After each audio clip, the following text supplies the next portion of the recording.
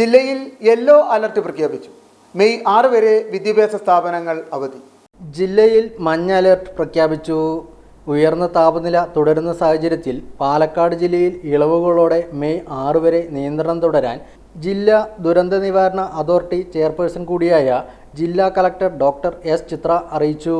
Professional കോളേജുകൾ ഉൾപ്പെടെയുള്ള വിദ്യാഭ്യാസ സ്ഥാപനങ്ങൾ, ട്യൂട്ടോറിയൽ സ്ഥാപനങ്ങൾ, അഡീഷണൽ ക്ലാസുകൾ, സമ്മർ ക്ലാസുകൾ എന്നിവ മെയ് 6 വരെ ഓൺലൈനായി മാത്രമേ പ്രവർത്തനം നടത്താൻ പാടുകയുള്ളൂ.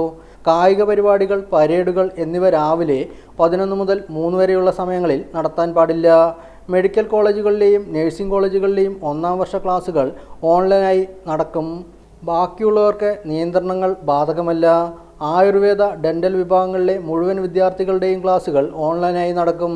തൊഴിലുടമകൾക്ക് ആസ്പെറ്റോസ് ടിൻ ഷീറ്റിന് കീഴിൽ താമസിക്കുന്ന തൊഴിലാളികളെ ഉടൻ മാറ്റി താമസിപ്പിക്കാനും നിർദ്ദേശം നൽകി. ജില്ലാ മെഡിക്കൽ ഓഫീസർ ജില്ലയിലെ ആശുപത്രികൾ കേന്ദ്രീകരിച്ച് അടിയന്തര പ്രാധാന്യത്തോടെ ഫയർ ഓഡിറ്റ് നടത്തണം. രാവിലെ 11 മുതൽ വൈകിട്ട് 3 വരെ കന്നുകാലികളെ മേയാൻ വിടാൻ പാടുള്ളതല്ല.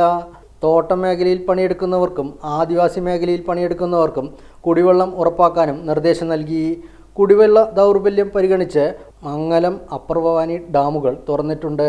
സാഹചര്യം പരിശോധിച്ച് ആവശ്യമെങ്കിൽ മലമ്പുഴ ഡാം തുറക്കുമെന്നും പഞ്ചായത്തുകളുടെ നേതൃത്വത്തിൽ ആവശ്യമുള്ള സ്ഥലങ്ങളിൽ കുടിവെള്ള വിതരണം നടത്തണമെന്നും ജില്ലാ കളക്ടർ അറിയിച്ചു.